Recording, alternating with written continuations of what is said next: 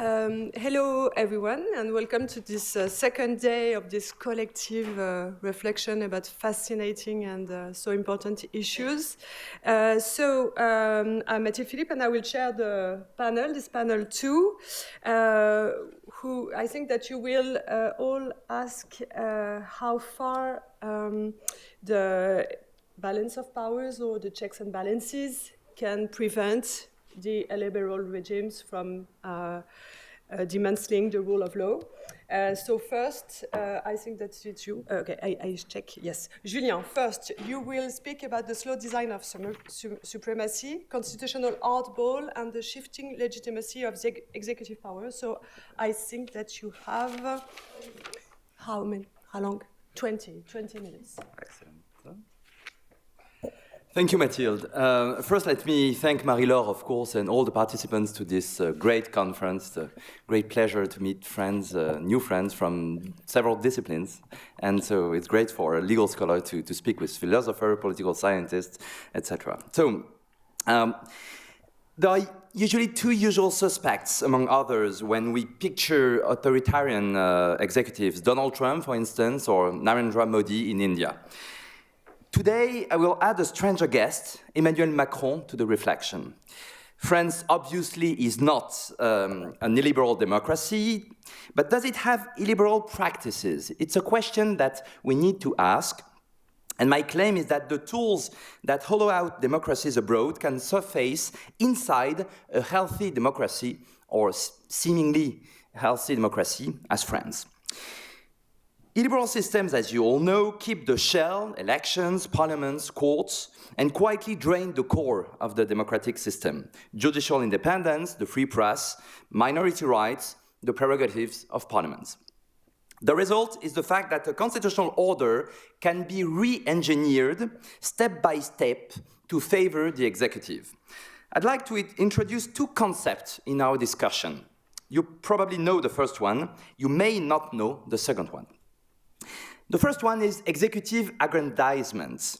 The concept, as you may know, was coined in 2016 by Nancy Bermeo in her seminal article on democratic backsliding.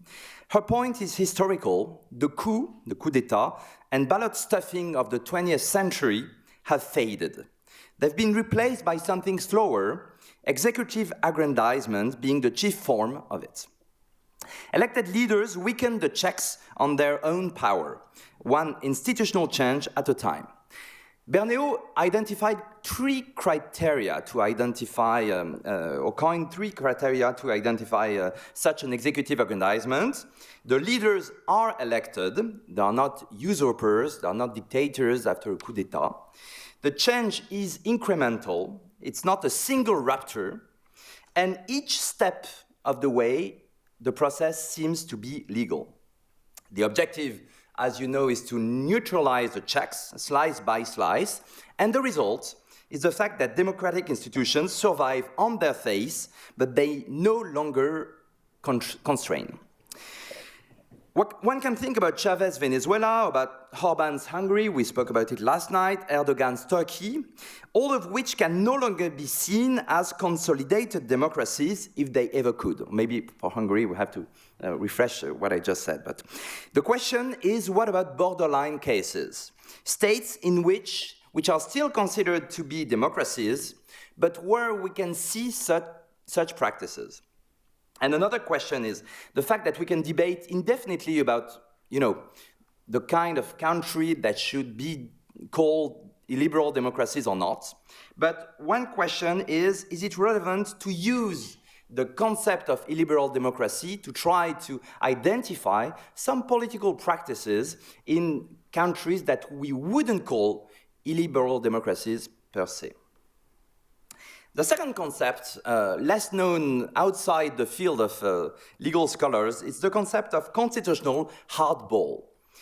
Mark Tushnet, a professor at Harvard Law School, coined the concept 2 decades ago to describe a very specific tactic that he observed watching American politics. The image comes from baseball. The hardball is the opposition between softball and hardball. I don't know if you know American sport, but basically American people, of course, do. But there is the small, hard, fast ball, and the softball, a little bit softer. I'm not a specialist, but basically where the game is supposed to be less violent, less ruthless, where the players seem to be less intransigent. Tushnet described the fact that some political moves on major stakes shift the balance of powers and get us to ask a question: do we have a new constitutional order even though the legal norms, the constitutional, didn't change?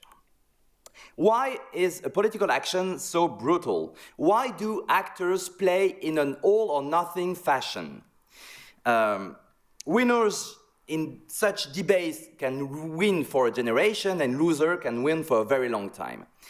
One example of this constitutional hardball was the fact that, for instance, members of the Republican Party in the US Senate decided to block Merrick Garland's nomination to the Supreme Court in 2016 at the end of Barack Obama's presidency, as you may recall.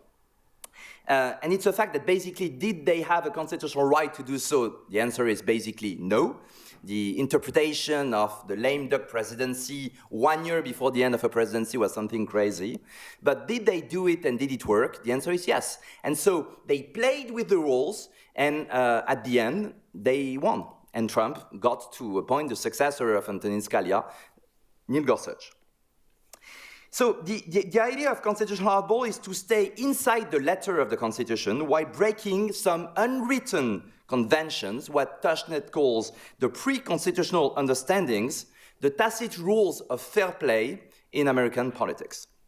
So you abandon courtesy, you dare your opponent to object, like the Republican members of the US Senate in my example, and you know the cost fall on them to try to block you. Obviously, such a strategy can fail. Another example given by Tushnet is the famous Roosevelt court packing plan in 1937, which failed at first, and then which at the end was a success, not the court packing plan itself, but the possibility for Roosevelt to change the composition of the US Supreme Court.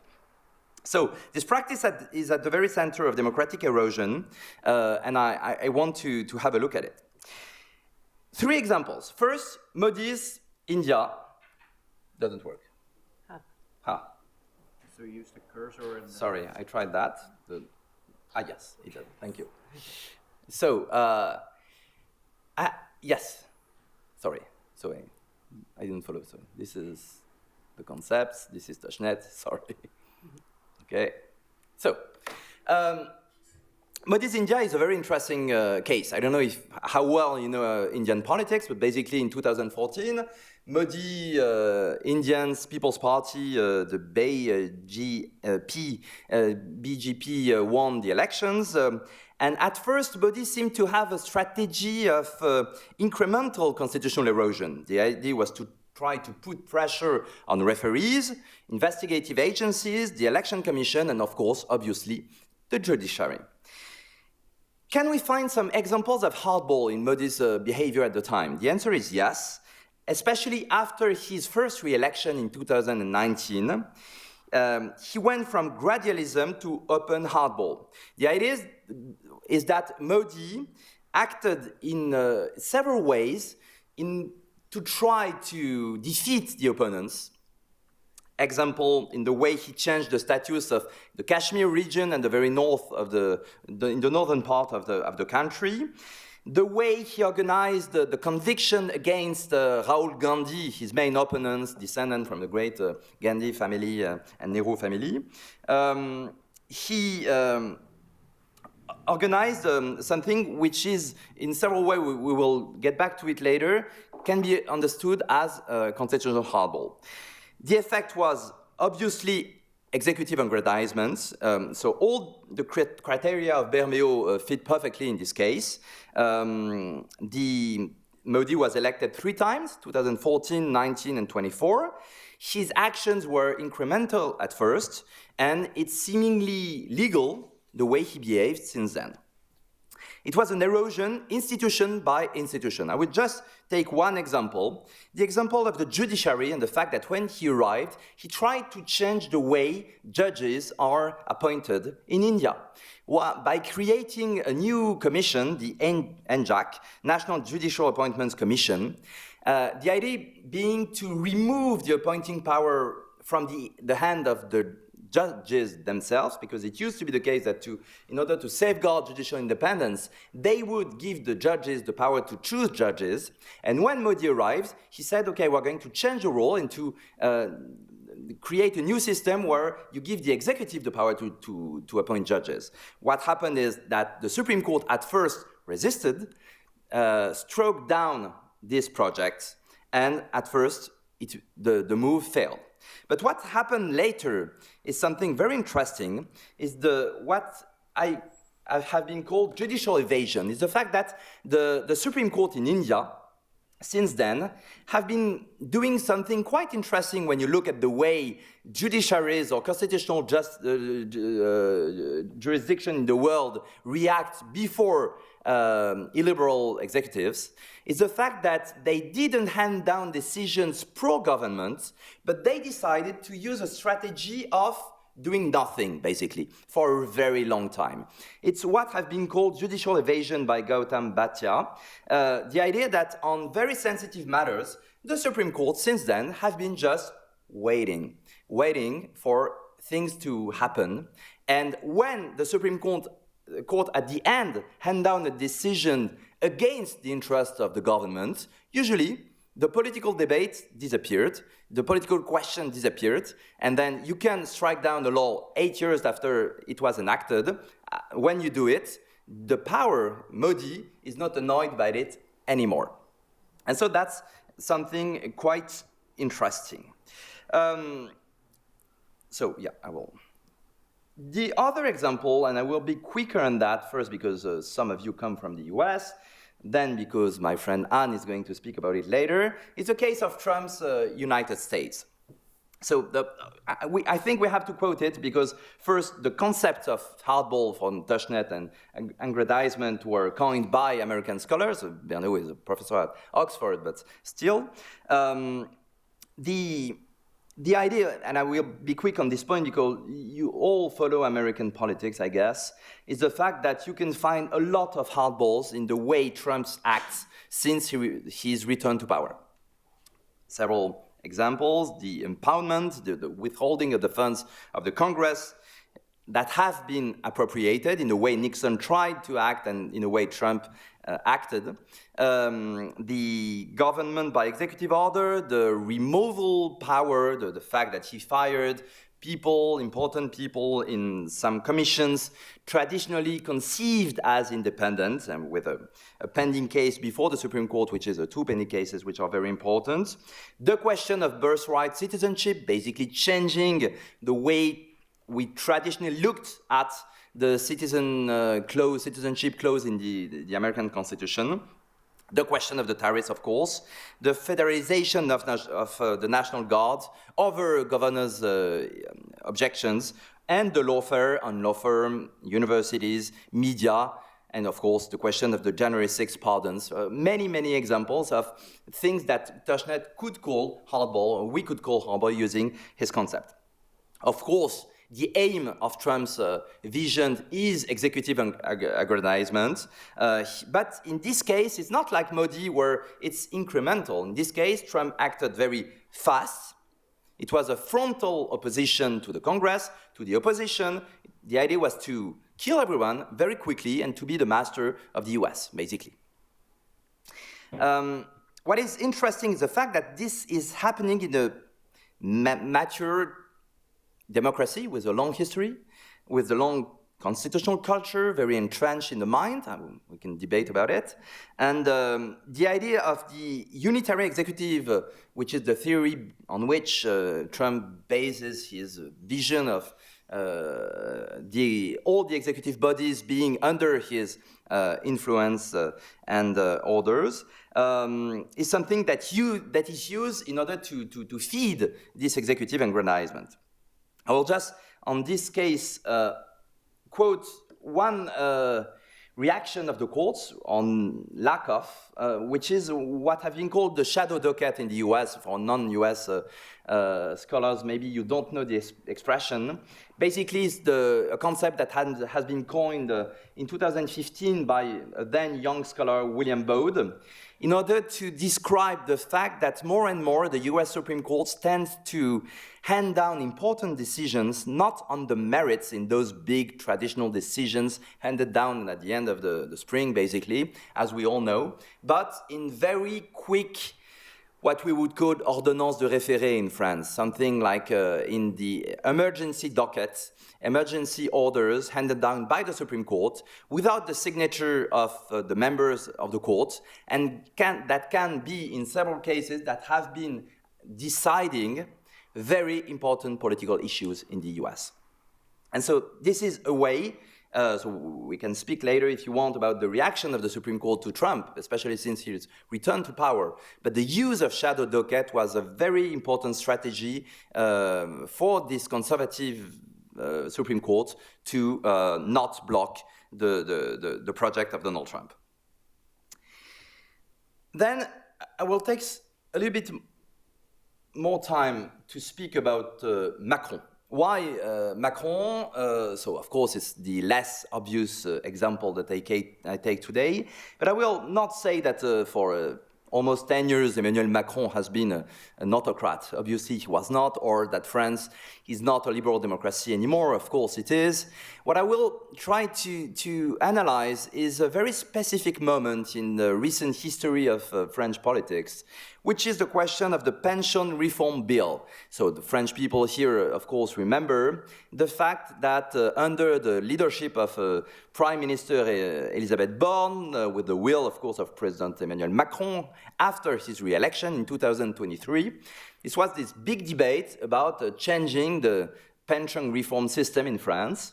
And what is very interesting in this case is the fact that, so it was a big political debate in France, one of the recent cases where you had demonstration in France, you know, we love demonstration in France, with people quoting articles of the Constitution, so you could see 49.3, 47-1 in the streets of several cities in France. So people actually rediscovered the Constitution at the time. And the question was it possible for the government of Prime Minister Borne, which was at the time a minority government, so without the full support of a majority of members of the National Assembly, to pass this piece of legislation, which was, to say the least, contested, and what were the tools that it was possible to use in order to do so. And at the time, the main difficulty was the fact that Elisabeth Borne decided to use several of the articles of the provisions of the French Constitution that are the basis of what we call the parlementarisme rationalisé, or rationalized parliamentarism, which is basically a nice way to say that in 1958, we decided, complying with the will of de Gaulle and Michel Debré, to give the government a lot of tools to be able to tame the members of parliament, which had been undisciplined, to say the least, under the two previous republics. And so those mechanisms of parlementarisme rationalisé give power to a minority government to try to pass pieces of legislation, even though they don't have the power to do so on the face. And so what happened at the time is the fact that Elisabeth Borne used not only one of those mechanisms, but several of those mechanisms. So she decided to pull the pension reform bill in a loi de financement de la sécurité sociale, which was the first thing debated among constitutional scholars. She decided to use the 49.3, which is a famous article of the French Constitution, basically under which you can pass a bill without voting it by putting the life or death of your government in the balance, basically saying, if you vote against the text, it will kill my government. If you don't, we don't have to debate about it. We don't have to vote about it. If you don't kill my government, the bill passes. And so using this mechanism at the time, so without any kind of debate at the National Assembly about this very important piece of legislation, created a real debate. And what I argued in an article that I published at the time is the fact that you could find some kind of constitutional hardball in the way Macron and Born acted in order to try to pass this piece of legislation. And it's, I think, the classical case of constitutional hardball, in which you have an opposition between two camps.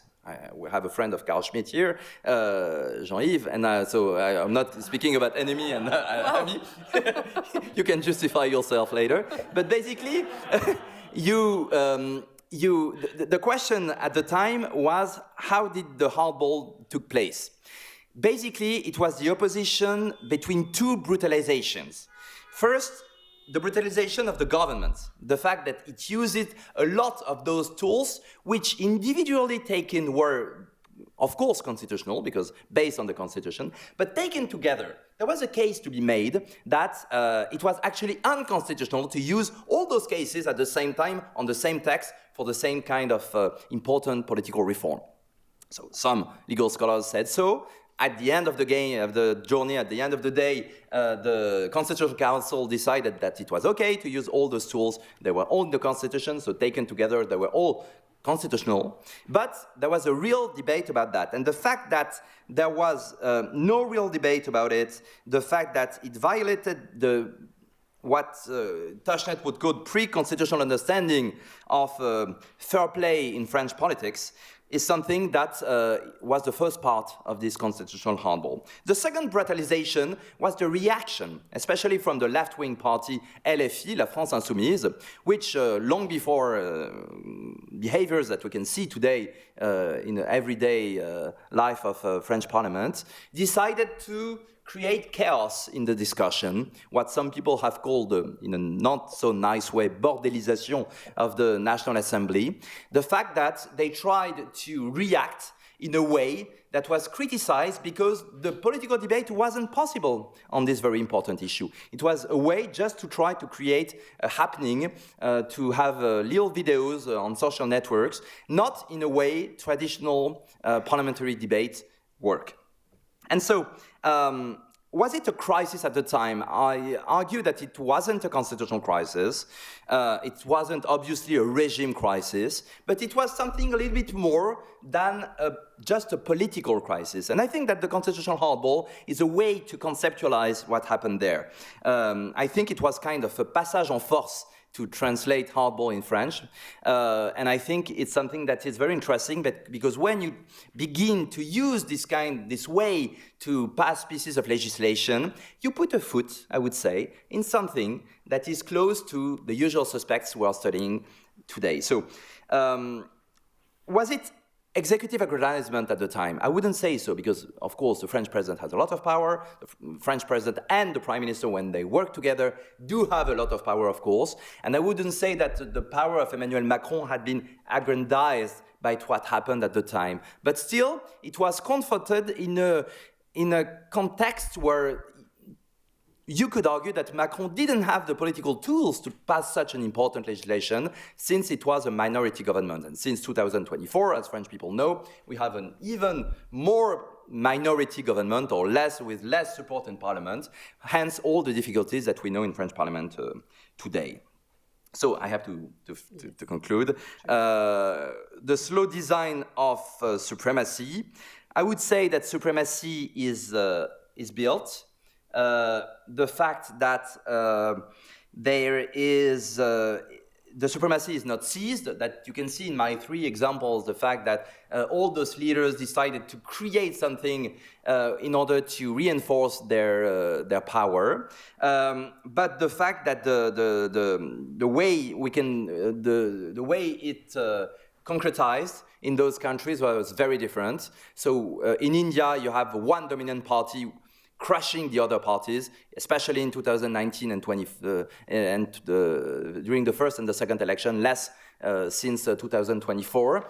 The tempo was gradual for Modi, but he had a lot of time, with the party capture being the main engine of this evolution. In the US, it was very frontal, very brutal, very quick at the beginning of Trump's second term. And it was based on several constitutional theories conceptualized by legal scholars and political scientists close to the president. And in France, you would say that it was just a single burst. It's not like, of course, a very deep evolution, but it's something that we should definitely take a look at. I thank you very much. Thank you.